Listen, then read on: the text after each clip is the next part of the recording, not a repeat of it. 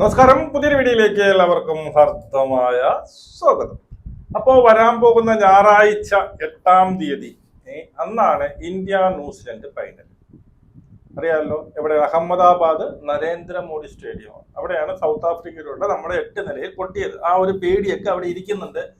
ഇരിക്കട്ടെ, നമ്മൾ history change ചെയ്യാൻ വേണ്ടി വന്നതാണ്. അപ്പം നമ്മൾ ഇനിയും എല്ലാം ചേഞ്ച് ചെയ്തുകൊണ്ട് വന്നിരിക്കുകയാണ്. ഫൈനലിൽ കയറിയില്ലേ, ഇനി കപ്പം കൊണ്ടിരിക്കുമ്പോൾ എല്ലാം ചേഞ്ച് ആകും എന്നുള്ളതാണ്. ഇനി നമ്മുടെ ഏറ്റവും വലിയൊരു ഡിബേറ്റ് ഇപ്പൊ എല്ലാ ചാനലുകളിലും നടക്കുന്ന, അല്ലെങ്കിൽ ഈ പറയുന്ന ക്രിക്കറ്റുമായി ബന്ധപ്പെട്ടുള്ള എല്ലാ ചാനലിലും നടക്കുന്ന ഒരു ഡിബേറ്റ്, ഈ പറയുന്ന വരുൺ ചക്രവർത്തി തേവയാ, അതുമല്ല നമ്മുടെ അഭിഷേക് ശർമ്മ തേവയാ. അഭിഷേക് ശർമ്മേനെയും ഈ വരുൺ ചക്രവർത്തിയെയും മാറ്റണം, അവിടെ മറ്റു പലരെയും കൊണ്ടുവരണം എന്നുള്ള ഒരു ഡിബേറ്റ്, എന്നുള്ള ഒരു വാദം നടക്കുന്നുണ്ട്. അത് എങ്ങനെയൊക്കെ നമുക്ക് നോക്കാം, അവരുടെ സ്റ്റാറ്റ്സ് നോക്കാം. മാറ്റണമോ, അഭിഷേക് ശർമ്മയെ മാറ്റണമോ? ഞാൻ ഈ ക്വസ്റ്റ്യൻ കഴിഞ്ഞ വീഡിയോ ചോദിച്ചിട്ട് ഒരുപാട് പേര് പറഞ്ഞിട്ടുണ്ട്. എന്താണ്, അഭിഷേക് ശർമ്മയെ മാറ്റിയിട്ട് അവിടെ ആരെ കൊണ്ടുവരണം? ഈ പറയുന്ന നമ്മുടെ റിങ്കു സിംഗിനെ കൊണ്ടുവരണം. അതുമല്ല, വരുൺ ചക്രവർത്തിയെ മാറ്റിയിട്ട് അവിടെ ആരെ കൊണ്ടുവരണം? ഈ കുൽദീപ് യാദവിനെ കൊണ്ടുവരണം എന്നുള്ളതാണ്. ഈ നരേന്ദ്രമോദി സ്റ്റേഡിയം എന്ന് പറയുമ്പോൾ അവിടെ വലിയ സ്പിൻ പിച്ചൊന്നും അല്ല, വലിയ സ്പിന്നിനെ തുണയ്ക്കുന്ന പിച്ചല്ല. അതുകൊണ്ട് തന്നെ ഈ പറയുന്ന വരുൺ ചക്രവർത്തിയെ മാറ്റിക്കൊണ്ട് അവിടെ നമ്മുടെ മുഹമ്മദ് സിറാജിനെ കൊണ്ടുവരണം എന്ന് അഭിപ്രായപ്പെടുന്നവരുണ്ട്. അതുമല്ല, ഈ പറയുന്ന എന്താണ് നമ്മുടെ അഭിഷേക് ശർമ്മയെ മാറ്റിക്കൊണ്ട് അവിടെ ഒരു എക്സ്ട്രാ ബൗളറിനെ കൊണ്ടുവരണം എന്ന് പറയുന്ന അഭിപ്രായങ്ങളും ഉണ്ട്. അപ്പൊ അവർ പറയാനുള്ള കാരണം മറ്റൊന്നുമല്ല, കഴിഞ്ഞ കളി 254 അടിച്ചിട്ട് പോലും നമുക്ക് ഡിഫെൻഡ് ചെയ്യാൻ പറ്റാത്ത തരത്തിലുള്ള ബൗളിംഗ് പ്രകടനമാണ് നടക്കുന്നത് എന്നുള്ളതാണ്, അല്ലേ? വളരെ ദയനീയമായ ഒരു ബൗളിംഗ് പ്രകടനമാണ്. അതായത് തുടക്കമുള്ള സ്പെല്ല് ബുംറ ആയിക്കോട്ടെ, ഈ പറയുന്നവരാണ് നമ്മുടെ പാണ്ഡ്യ ആയിക്കോട്ടെ, ഹർഷദീപ് സിംഗ് ആയിക്കോട്ടെ, ഈ 3 വരെ മാറ്റി നിർത്തി കഴിഞ്ഞാൽ പിന്നെ ആരും അങ്ങോട്ട് നമുക്കെന്താണ്, പിന്നെ ഉള്ള 20 ഈ പറയുന്ന എന്താണ് 8 ഓവർ ഉണ്ട്. 3 പേര് ഓക്കെ, അവരെങ്ങനെയും എറിയും. പിന്നെയുള്ള 8 ഓവർ എറിയുന്ന വളരെ ബുദ്ധിമുട്ടുന്ന ഒരു ഇന്ത്യ ഇപ്പൊ ഇത്രയും ദൂരം അല്ലെങ്കിൽ ഇത്രയും ചേസ് അടിക്കാനുള്ള ഒരു മെയിൻ കാരണം, തിരിച്ചടിക്കാനുള്ള ഒരു മെയിൻ കാരണം ഈ പറയുന്ന നമ്മുടെ വരുൺ ചക്രവർത്തിയുടെ ഫോം ഇല്ലായ്മയാണ്. വരുൺ ചക്രവർത്തി വരെ പോണവനും വരുന്ന സിംബാബ്വെ വരെ എന്ത് ചെയ്യുന്നുണ്ട്, എടുത്തിട്ട് ഫൈറ്റുന്നുണ്ട്. തുടക്കങ്ങളിൽ 2-3 കളികളിൽ നല്ല വിക്കറ്റ് എടുത്തു എങ്കിൽ കൂടി അതിനുശേഷം വരുന്നവരെല്ലാം ഈ പറയുന്ന വരുൺ ചക്രവർത്തിയെ തലങ്ങും വിലങ്ങും അടിക്കുന്നുണ്ട് എന്നുള്ളത്. അപ്പൊ ആ ഒരു നമ്മൾ പണ്ട ഒരു മിസ്റ്ററി സ്പിന്നറാണ്, ഈ പറഞ്ഞതുപോലെ എന്താണ് വിക്കറ്റൊക്കെ തള്ളിയിടും എന്നൊക്കെ ഉണ്ടായിരുന്നു. പക്ഷെ ഈ ഒരു ഫൈനലിലോട് എത്തുമ്പോൾ സെമി ആയിക്കോട്ടെ, ക്വാർട്ടറിലായിക്കോട്ടെ, അവിടെയൊക്കെ അതിന് മുമ്പായിക്കോട്ടെ, അവരൊക്കെ ഇവനെ തലങ്ങും വിലങ്ങും അടിക്കുന്നതാണ് കാണുന്നത്. അപ്പം ഇന്ത്യയുടെ തന്നെ അല്ലെങ്കിൽ ലോകത്തിലെ തന്നെ നമ്പർ 1 ബൗളർ നമുക്കിപ്പോ തലവേദനയായിട്ട് ഇരിപ്പുണ്ട് എന്നുള്ളതാണ്. അതുമല്ല, നമ്മുടെ അഭിഷേക് ശർമ്മയുടെ കേസ് നോക്കി കഴിഞ്ഞാൽ, അഭിഷേക് ശർമ്മ ലോകത്തിലെ നമ്പർ 1 T20 ബാറ്ററാണ്. അവനും നമുക്ക് തലവേദന. ചുരുക്കത്തിൽ പറഞ്ഞാൽ ലോകത്തിലെ തന്നെ നമ്പർ 1 T20 ബാറ്റ്സ്മാനും ബൗളിങ്ങും ഇന്ത്യക്ക് ഒരു തലവേദനയായിട്ട് ഇരിക്കുന്നുണ്ട് എന്നുള്ളതാണ്. ഇനി ആദ്യം നമുക്ക് ഈ പറയുന്ന അഭിഷേക് ശർമ്മയെ കുറിച്ച് സംസാരിച്ചാൽ ഒരുപാട് പേര് പറയുന്നുണ്ട് മാറ്റണം എന്നുള്ളതാണ്. അഭിഷേക് ശർമ്മയുടെ ഒരു വിഷയം എന്ന് വെച്ച് കഴിഞ്ഞാൽ, അഭിഷേക് ശർമ്മ ഇപ്പം നമുക്കറിയാം, ഈ ഒരു ടൂർണമെന്റിന് മുമ്പ് നമ്മൾ ഒരുപാട് കളികൾ ജയിപ്പിച്ചിട്ട് അവന്റെ ഒരു പിൻബലത്തിലാണ് നമ്മൾ കയറി വന്നത് എന്നുള്ളതാണ്. അവനിപ്പോൾ ഓപ്പണിംഗ് ഇറങ്ങുന്നു, വീണ്ടും ഒരു കളി അല്ലാതെ മറ്റൊരു കളിയും ഫോമായിട്ടില്ല, തുടർച്ചയായിട്ട് പരാജയം സംഭവിക്കുന്നുണ്ട് എന്നുള്ളതാണ്. ഈ അഭിഷേക് ശർമ്മ മാറ്റണമെന്ന് കരുതിക്കോ, ഇത്രയും കളിയായി ഈ അഭിഷേക് ശർമ്മയെ മാറ്റണം. അവിടെ ആരെ കൊണ്ടുവരും എന്നുള്ളതാണ്. ഒരു ആകെക്കൂടിയുള്ള ഒരു ഓപ്ഷൻ എന്ന് വെച്ചാൽ ആരാണ്? അവിടെ ഒരു ബാറ്റ്സ്മാനെ തന്നെ, എന്തായാലും ബാറ്റ്സ്മാനെ മാറ്റിയിട്ട് അവിടെ ബൗളറെ വരണം എന്നുള്ളൊരു അഭിപ്രായം എനിക്കില്ല. ഓക്കെ, അവിടെ ബാറ്റ്സ്മാനെ കൊണ്ടുവരണമെങ്കിൽ റിങ്കു സിംഗിനെ കൊണ്ടുവരണം, അവസാന വാലറ്റമാണ് കൊണ്ടുവരണം എന്നുള്ളതാണ്. അപ്പോൾ എനിക്ക് സത്യം പറഞ്ഞു കഴിഞ്ഞാൽ എനിക്കതിൽ ആഗ്രഹമില്ല. ഞാൻ പറയുന്നത് അഭിഷേക് ശർമ്മ തന്നെ ഓപ്പണിംഗ് വീണ്ടും ഇത്രയും, അല്ലെങ്കിൽ നമുക്ക് ഒരു മാറ്റം വരുത്തണമെങ്കിൽ ഒരു 2 കളിക്ക് മുമ്പേ മാറ്റം വരുത്തണം. എന്നിട്ട് നമുക്ക് നോക്കണം അത് ശരിയാവുന്നുണ്ടോ എന്നൊക്കെ നോക്കണം. അതുമല്ല, ഇപ്പൊ ഈ പറയുന്ന ആരാണ് നമ്മുടെ പിന്നീട് ഇഷാൻ കിഷനെയും ഓപ്പണിംഗ് ഇറക്കി അവൻ നല്ല രീതിയിൽ കളിച്ചു. അവനെ നിങ്ങൾ ഉടനെ ഓപ്പണിംഗ് നിന്ന് മാറ്റി അവനെ ഫസ്റ്റ് ഓൺ ആക്കി. ഓക്കെ, അവനെ ഫസ്റ്റ് ഓൺ ആക്കിയിട്ട് ഇപ്പം കഴിഞ്ഞ കളി തൊട്ട് 2-3 കളി തൊട്ട് അവൻ ഒരുവിധം ഫോമായി വരികയാണ്. അവനെ വീണ്ടും ഓപ്പണിംഗിലേക്ക് നിങ്ങൾ ഒരുമാതിരി ഈ പന്ത് തട്ടും പോലെ ഒന്ന് ഓപ്പണിംഗ് അല്ലെ ഫസ്റ്റ് ഓൺ, ആ രീതിയിലാക്കുന്നതിലൂടെ ശരിയല്ല. മനസ്സിലായോ? അപ്പോ ഞാൻ അന്നേ പറഞ്ഞായിരുന്നു, ആദ്യമേ അവർക്ക് ഒരു ചേഞ്ച് ചെയ്യാമായിരുന്നു. എന്ത്, അഭിഷേക് ശർമ്മയെ മാറ്റാതെ അഭിഷേക് ശർമ്മയെ 1 ഡൗണിലേക്ക് കൊണ്ടുവന്നിരുന്നെങ്കിൽ ഇത് ഒരുവിധം പരിഹരിക്കപ്പെട്ടേനെ. പക്ഷെ അത് ആർക്കും ആ ഒരു ചിന്ത ആർക്കും പോലും അത് ചെയ്തുമില്ല.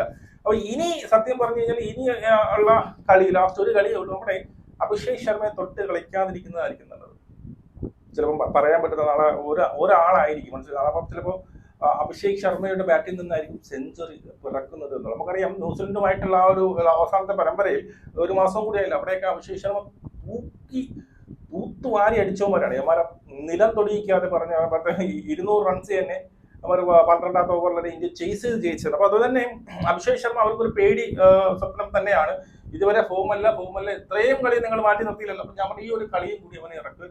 അവൻ ഔട്ടായാലും ഇപ്പം അഭിഷേക് ശർമ്മ ഔട്ടായാലും നമുക്കത് മേക്കപ്പ് ചെയ്യാനുള്ള ആൾക്കാരുണ്ട്. അഭിഷേക് ശർമ്മ ഔട്ടായി, നേരത്തെ ഔട്ടായി എന്ന് പറഞ്ഞുകൊണ്ട് നമ്മുടെ ഇന്ത്യയുടെ സ്കോർ കുറയുന്നില്ല എന്നുള്ളത് മറ്റൊരു ഫാക്ടർ. അപ്പം ഇവിടെ എന്തോ ദൈവം സഹായിച്ച് സഞ്ജു നല്ല രീതിയിൽ സ്കോർ ചെയ്യുന്നുണ്ട്, ഇഷാൻ കിഷൻ നല്ല രീതിയിൽ സ്കോർ ചെയ്യുന്നുണ്ട്. അതുകൊണ്ട് തന്നെ നല്ലൊരു സ്കോർ വരുന്നുണ്ട് എന്നുള്ളത്. അപ്പൊ എന്റെ ടേക്ക് എങ്ങനെയാണ്, അഭിഷേക് ശർമ്മയെ മാറ്റാൻ പാടില്ല, അഭിഷേക് ശർമ്മ അവിടെ തന്നെ കാണണം എന്നുള്ളതാണ്. മനസ്സിലായി? അഭിഷേക് ശർമ്മ എന്ത് ചെയ്യണം, ഈ പറയുന്ന പിന്നെ ഓപ്പണിംഗ് തന്നെ അവനെ ഇനി ഫസ്റ്റ് ഓൺ ലാസ്റ്റ് കൊണ്ടിട്ട് ഫസ്റ്റ് ഓൺ ഇറക്കണം, അവൻ ഓപ്പണിംഗ് തന്നെ അങ്ങ് ഇറക്കുക എന്നുള്ളതാണ്. ഇനി അടുത്ത ഏറ്റവും വലിയൊരു ഡിബേറ്റ് എന്ന് പറഞ്ഞു കഴിഞ്ഞാൽ ഈ പറയുന്ന ആരാണ്, നമ്മുടെ വരുൺ ചക്രവർത്തി, കുൽദീപ് യാദവ് എന്ന്. അതൊരു വലിയൊരു ഒരു ചോദ്യം ചിഹ്നം തന്നെയാണ്. കാരണം വരുൺ ചക്രവർത്തി ഇവിടെ ഓടി നടന്ന് അടി വാങ്ങുകയാണ്. ഓടി നടന്നാലും വരുൺ ചക്രവർത്തിയുടെ കേസിൽ എനിക്ക് ഫീൽ ചെയ്ത ഒരു കേസ്, ഒരടി കിട്ടിക്കഴിഞ്ഞാൽ അവൻ പോയി. അവൻ തുടക്കമേ വിക്കറ്റ് കിട്ടണം. ഒരടി, ഒരു 6 ഒരു 4 വന്നു കഴിഞ്ഞാൽ അവന്റെ ഒരു ബോഡി ലാംഗ്വേജ്, അവന്റെ മുഖത്തിന്റെ ആ ഒരു സംഭവമൊക്കെ വളരെ ഒരു ടെൻസ്ഡ് ആയിട്ട് കളിച്ചോ, അല്ലെങ്കിൽ പിന്നെ ഭയങ്കരമായിട്ട് പ്രഷറൈസ്ഡ് ആയി കളിക്കുന്നത് പോലെ എനിക്ക് തോന്നുന്നുണ്ട് വരുൺ ചക്രവർത്തിയുടെ കേസ്. ഇനി കുൽദീപ് യാദവിന്റെ കേസ് ചോദിച്ചാൽ, കുൽദീപ് യാദവിന്റെ സ്റ്റാറ്റ്സ് ഈ പറയുന്ന ന്യൂസിലൻഡ് എതിരായിട്ട് നോക്കിക്കഴിഞ്ഞു കഴിഞ്ഞാൽ ഇപ്പൊ ലാസ്റ്റ് നടന്നതിൽ ഈ പറയുന്ന 2026 ജനുവരി നടന്നതിൽ 2 വിക്കറ്റ് എടുത്തിട്ടുണ്ട്. ഈ പറയുന്ന 39 റൺസ് വിട്ടുകൊടുത്തുകൊണ്ട് 2 വിക്കറ്റ് എടുത്തിട്ടുണ്ട്. പിന്നീട് അടുത്ത കളിയിൽ 2025 ജനുവരി 2025 32 റൺസ് വിട്ട് 3 ഓവർ എറിഞ്ഞോളൂ. അന്ന് 32 റൺസ് വിട്ടുകൊടുത്ത് വിക്കറ്റ് ഒന്നും തള്ളിയല്ലോ, 10 വെച്ച് അടിച്ചിട്ടുണ്ട് എന്നുള്ളതാണ്. പിന്നെ ജനുവരി 23 4 ഓവറിൽ 2 വിക്കറ്റ് തള്ളിയിട്ടുണ്ട്. 35 റൺസ് വിട്ടുകൊടുത്തുകൊണ്ട് 2 വിക്കറ്റ് തള്ളിയിട്ടുണ്ട്. പക്ഷെ അവസാനം വരുന്ന 3 കളികൾ നമ്മൾ ഈ പറയുന്ന ന്യൂസിലൻഡുമായിട്ട് എതിരായിട്ടുള്ള എടുത്ത് നോക്കിക്കഴിഞ്ഞു കഴിഞ്ഞാൽ 39 2, 32 0, 35 2 വിക്കറ്റ് എടുത്തിട്ടുണ്ട് എന്നുള്ളതാണ്. മനസ്സിലായോ? അതാണ് അവന്റെ ഓവറോൾ നോക്കിക്കഴിഞ്ഞു കഴിഞ്ഞാൽ ഈ പറയുന്ന ന്യൂസിലൻഡുമായിട്ടുള്ള ഓവറോൾ നോക്കി കഴിഞ്ഞാൽ 8 കളികൾ കളിച്ചിട്ടുണ്ട്. വിക്കറ്റ് 9 എടുത്തിട്ടുണ്ട്. ബൗളിംഗ് ആവറേജ് 21 എന്നുള്ളതാണ്. എക്കണോമി റേറ്റ് 7, പക്ഷെ ബൗളിംഗ് ആവറേജ് 21. എക്കണോമി വലിയ പ്രശ്നമുണ്ടെന്ന് നമുക്ക് പറയാനും പറ്റത്തില്ല. മനസ്സിലായോ? ഇനി അടുത്ത നമുക്ക് കുൽദീപ് യാദവിലേക്ക് വന്നു കഴിഞ്ഞാൽ, കുൽദീപ് യാദവ് അവസാനം ഈ പറയുന്ന ന്യൂസിലൻഡുമായിട്ടുള്ള മത്സരത്തിൽ 37 ജനുവരി 21 2 വിക്കറ്റുകൾ 37 റൺസ് വിട്ടുകൊടുത്തുകൊണ്ട് 2 വിക്കറ്റ് എടുത്തു. പിന്നെ അല്ല 35 റൺസ് വിട്ടുകൊടുത്ത് 1 വിക്കറ്റ് എടുത്തു. 36 റൺസ് വിട്ടുകൊടുത്തുകൊണ്ട് 1 റൺസ്. അവിടെ അടിയുണ്ട്, ഏതാണ്ട് 10 അടുപ്പിച്ച് ഈ പറയുന്ന നമ്മുടെ കുൽദീപിനെ അവന്മാർ അടിക്കുന്നുണ്ട് എന്നുള്ളതാണ്. ഇനി ആരെ എടുക്കാമെന്ന് ചോദിച്ചു കഴിഞ്ഞാൽ ഇവര് തമ്മിലുള്ള ഒരു വ്യത്യാസം എന്ന് പറഞ്ഞു കഴിഞ്ഞാൽ, ഒന്നാമത് ഞാൻ മനസ്സിലാക്കുന്നത് ഈ പറയുന്ന ഒരു ടെമ്പറമെന്റ്, അതായത് ഇത്രയും ഒരു എക്സ്പീരിയൻസ് ഈ പറയുന്ന ആരെക്കാളും നമ്മുടെ വരുൺ ചക്രവർത്തിക്കാളും ഒരു എക്സ്പീരിയൻസ് ഉണ്ട്. 2 അടി അടിച്ചാലും ഈ പറയുന്ന ഒരു എക്സ്പീരിയൻസ്. അതുകൊണ്ട് തന്നെ വരെ കുൽദീപ് യാദവ് വരുമ്പോൾ നമ്മുടെ മിച്ചൽ ഉണ്ടല്ലോ, ഡാനിയൽ മിച്ചൽ, അവന് പ്രാന്താണ്. കുൽദീപ് യാദവിനെ കണ്ടുറങ്ങാൻ അടി തുടങ്ങും. അവൻ ഇതുവരെ ഫോമായിട്ടില്ല, വേൾഡ് കപ്പിൽ ഇതുവരെ ഫോമായിട്ടില്ല. ഇന്ത്യയെ കാണുമ്പോൾ അവന് പ്രാന്താണ്. ചുമ്മാ സെഞ്ചുറി അടിച്ചുകൊണ്ടിരിക്കും. നമുക്കറിയാലോ 2 സെഞ്ചുറി തുടർച്ചയായിട്ട് അടിച്ച്. അപ്പോ അവന് ഭ്രാന്താണ്. അപ്പം കുൽദീപ് യാദവിനെ, പക്ഷെ കുൽദീപ് 2-3 അടി കിട്ടിയാൽ അവൻ തിരിച്ചു. പക്ഷെ വരുൺ ചക്രവർത്തി, ഞാനിപ്പോ കാണുന്നത് വരുൺ ചക്രവർത്തി 2 അടി കിട്ടി കഴിഞ്ഞാൽ ചുമ്മാ ഷോർട്ട് ബോൾ എറിഞ്ഞുകൊണ്ടിരിക്കുകയാണ്. ചുമ്മാ ഷോർട്ട് ബോൾ. അതുപോലെ ലെഫ്റ്റ് ഹാൻഡ് വരുമ്പോൾ പിന്നെ കുൽദീപ് ഈ പറയുന്ന വരുൺ ചക്രവർത്തിക്ക് പിടിച്ചു നിൽക്കാൻ പറ്റത്ത്. ഇപ്പോ പിന്നെ റൈറ്റ് ഹാൻഡ് ആണെങ്കിൽ ഒരുവിധം എറിയുന്നുണ്ട്. അതും അവൻ ക്രോസ് ബാറ്റ് ചെയ്ത് സ്വീപ്പ് ചെയ്തൊക്കെ ചെയ്യാൻ ശ്രമിക്കും വേണ്ടി എപ്പോഴും അവന് എന്ത് ചെയ്യും, അല്ലെങ്കിൽ ബാക്ക് ഫുട്ട് ഇറങ്ങി അവനെ കട്ട് ചെയ്യാനോ, നല്ല പേസില്ലേ വരുന്നത്, കട്ട് ചെയ്യാനോ അല്ലെങ്കിൽ പ്ലേസ് ചെയ്യാനൊക്കെ ശ്രമിക്കും വേണേ അവന് വിക്കറ്റ് കിട്ടുന്നത്. അതല്ലേ ജസ്റ്റ് ഒന്ന് ഫ്രണ്ട് ഫുട്ട് ഇറങ്ങിയോ, അല്ലെങ്കിൽ ഒരു ലെഫ്റ്റ് ഹാൻഡ് ആണോ അവന്റെ ഫ്രണ്ടിൽ നിൽക്കുന്നെങ്കിൽ ഇവന്റെ കട്ടയം വിടാൻ പറ്റും. ഫസ്റ്റ് ഒരു അടി വീണ് കഴിഞ്ഞാൽ പിന്നെ തീർന്നു. പിന്നെ അവന് പിന്നെ ഒരു ലൈനും ഇല്ല, ഒരു ലെന്തും ഇല്ലാത്തൊരു അവസ്ഥയിലേക്ക് പോകും. അവിടെ ഒരു സ്ലൈറ്റ്ലി ഒരു എഡ്ജ് നമുക്ക് ആർക്ക് കൊടുക്കാം? കുൽദീപ് യാദവിന് കൊടുക്കാം. കുൽദീപ് യാദവ് ആ സമയത്ത് 1-2 അടി കിട്ടി ഇത്രയും എക്സ്പീരിയൻസ് ആയതുകൊണ്ട് അവൻ തിരിച്ചു വരും, അല്ലെങ്കിൽ ലൈനിൽ നിന്ന് കൃത്യമായിട്ടൊക്കെ നോക്കി എറിയാൻ പറ്റുന്ന ഒരാളും കൂടിയാണ്. അപ്പൊ വലിയൊരു ഡിഫറൻസ് ഇല്ലെങ്കിൽ കൂടി ഒരു ഈ പറയുന്ന വരുൺ ചക്രവർത്തിയെല്ലാം കൂടി കുറച്ചും കൂടി ബെറ്റർ നമുക്ക് കുൽദീപ് യാദവ് എന്ന് പറയേണ്ടതുണ്ട്. ഇനി ഈ പറയുന്ന ഫൈനലി അങ്ങനെ ഒരു ചേഞ്ച് വേണോ എന്നുള്ളതാണ്. ഞാൻ പറയുന്നു ആ ഒരു ചേഞ്ചും കൊണ്ടുവരണ്ട എന്നുള്ളതാണ്. ഞാൻ പറയുന്നത് ആ ഒരു ചേഞ്ചും കൊണ്ട് നിങ്ങൾ ചെയ്യാനുള്ളത്, എൻ്റെ ഒരു 2 കളി കൊണ്ട് 2 നോക്കൗട്ട് കളികളുണ്ടായത്. ഈ 2 നോക്കൗട്ട് കളികളിലും ഇതേ ടീം വെച്ച് ഇന്ത്യ ജയിച്ചു. അതുകൊണ്ട് എന്റെ ഒരു അഭിപ്രായം എന്ന് വെച്ചാൽ ഒരു മാറ്റവും വരുത്തണ്ട. എന്നുള്ളതാണ്.